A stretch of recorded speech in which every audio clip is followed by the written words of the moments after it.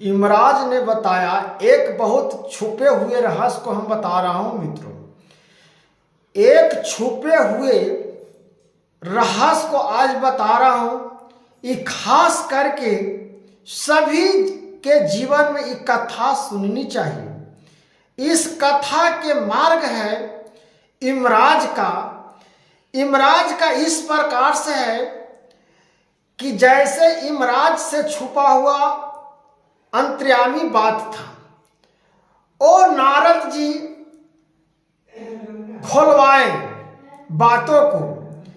यमराज जी से कहे नारद जी कि प्रभु एक चीज आप बताइए कि जो आज इस दुनिया में आने वाले भविष्य काल, भूत काल, वर्तमान काल में जो बीतेगा उसका एक वर्णन हमको बताइए। ये नारद जी कहें यमराज जी से।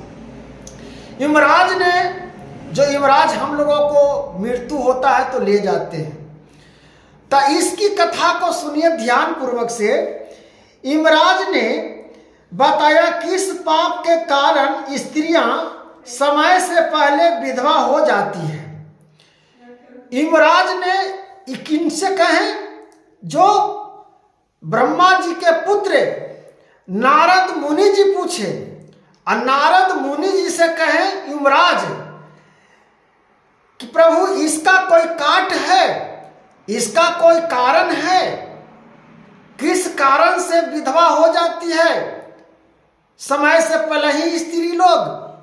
उसका दुख का पीड़ा बहुत महान दुख होती है। प्रभु इसका कोई उपाय तो बताइए, क्या करने से जो उनकी पति का मौत होता है उम्र से पहले, इसका कोई काट करिए, कोई उपाय बताइए प्रभु कि वैसा मनुष्य स्त्री करे कि विधवा न हो। तब यमराज ने बताते हैं, ध्यान पूर्वक से सुनिएगा। यमराज ने बताए किस पाप के कारण स्त्रियां समय से पहले विधवा हो जाती है। तब यमराज ने इंद्र भगवान यमराज ने तब कहते हैं कि आप नारद जी इसका सुनिए कथा को। जो स्त्रियां कुमार से जो झूठ बोलती है, कपट करती है, लालच करती है, पाप करती है, घनिष्ठ विचारों रखती है, दुराचारी रखती है, अपने माता पिता को बातों को संस्कार पर नहीं चलती है, अपना मनमानी करती है, ये कुमारे से उसको ये सब ग्रह नक्षत्र उसको घेर लेते हैं। उसी का भक्त भोग, उसका शादी उसी के साथ होता है कि उसका पति का आयु उतने दिन तक हो, उसी के साथ ब्रह्मा जी लिख देते हैं। जिस प्रकार से जन्म होते समय कर्म को विधाता ब्रह्मा जी लिखते हैं, फिर उसको दोबारा रिपीट करते हैं कि मेरा कहे हुए मार्गों पर नहीं चल रहा है। ये नारद जी को कह रहे हैं यमराज, तो नारद जी सुन रहे हैं, यमराज जी कह रहे हैं। तो फिर ब्रह्मा जी ने इसका रचना फिर करते हैं, लिखते हैं कि जाओ तुम आजे से इस प्रकार से झूठ, कपट, लालच और किसी को धोखा देना, इस प्रकार से तुम कर रहे हो, इसका भोगने के लिए तुम तैयार हो जाओ। जो आज तुम अभिमान कर रहे हो अपना विचार पर, अपने बुद्धि पर, अपने घमंड पर, जो दिया हुआ भगवान का है, ओ घमंड दुर्लाचारी तुम हो, एक स्त्री नारी होकर, और झूठ कपट से किसी को विनाश करने के लिए, तड़पाने के लिए, किसी को तुम तड़पा को जीवन में मार देते हो, प्रेम के धासा में देकर, प्रेम के अभिलाषा में करके, किसी को हत्या न करके उसको जीवन रहते हुए हत्या तुम कर दिया, उसका पाप तुमको भोगना पड़ेगा। वह ब्रह्मा जी उल्लेख करते हैं, यमराज जी कह रहे हैं, ब्रह्मा जी वहां लिख देते हैं कि जाओ तुम्हारा पति इतने दिन तक जीवित रहेगा और तुम सारा जीवन तुम विधवा के रूप में जीवन व्यतीत करेगा।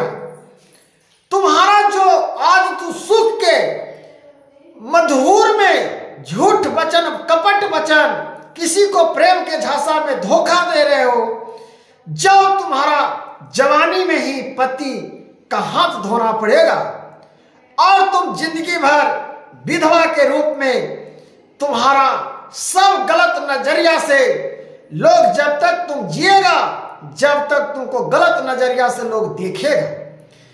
विधवा स्त्री को इस प्रकार से युवराज ने श्राप दिए थे। हाँ, अब इसका काट क्या है मित्रों? भगवान तब नारद जी कहें कि प्रभु इसका कोई काट तो होगा।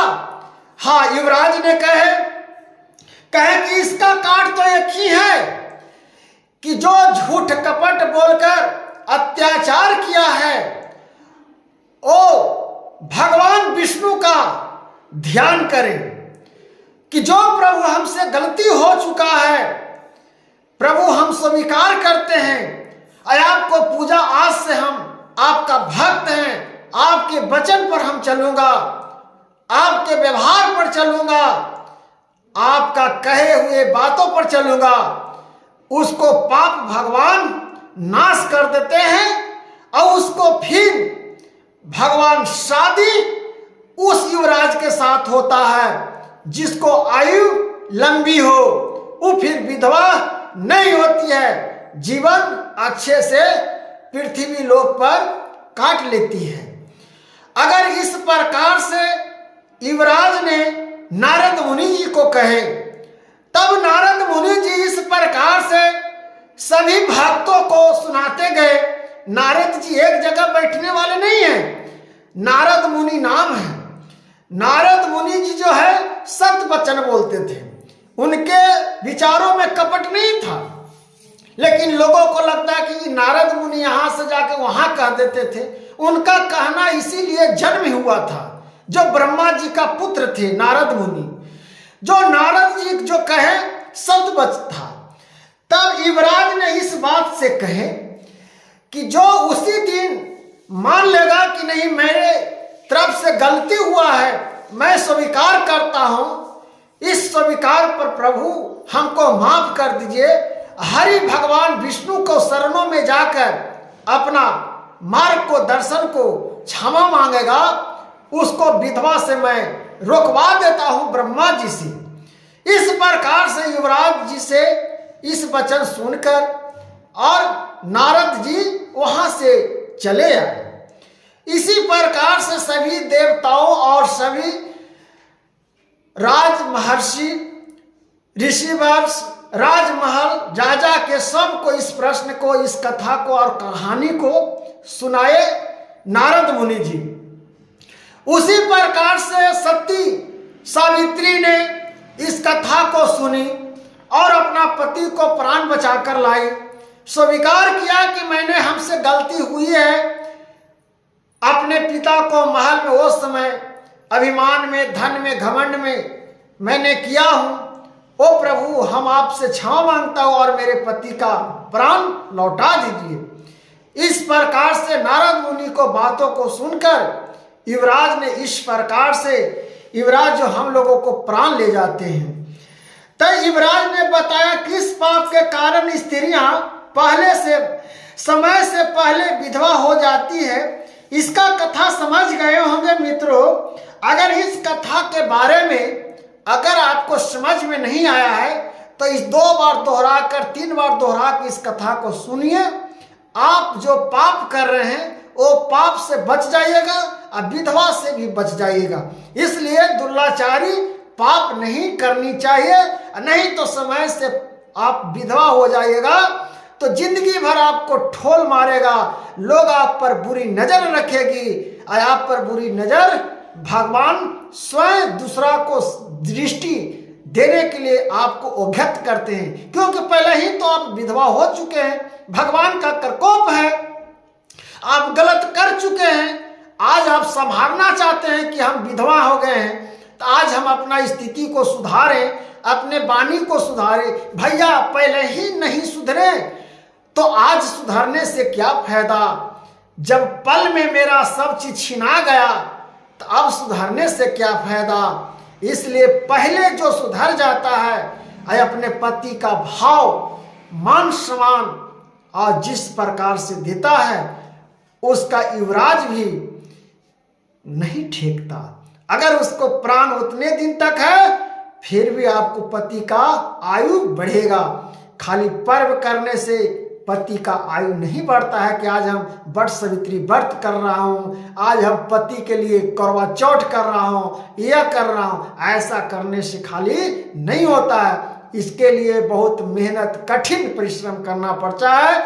नहीं तो आज का इस प्रकार से विभक्ता से जो बीत रहा है समय, उस पर देखिए। और जिसका पति नहीं रहता है वो स्त्री के जीवन में क्या चलता है जो तो उसका आत्मा जानता है और फिर परमात्मा जानते हैं। लेकिन उस दुख को तुमको सहना पड़ेगा। परमात्मा देख रहे हैं फिर भी उस दुख को तुमको सामना करना पड़ेगा, क्योंकि वैसा तुम कर्म किए हो, ये महान तुम पाप किए हो। ये महान पाप से तुम्हारा जीवन में सुख की प्राप्ति नहीं होगा। इसलिए जीवन में आपका तुच्छ जीवन जीने के लिए तुम तैयार हो जाओ। इस महान को समझिए माताओं बहनों।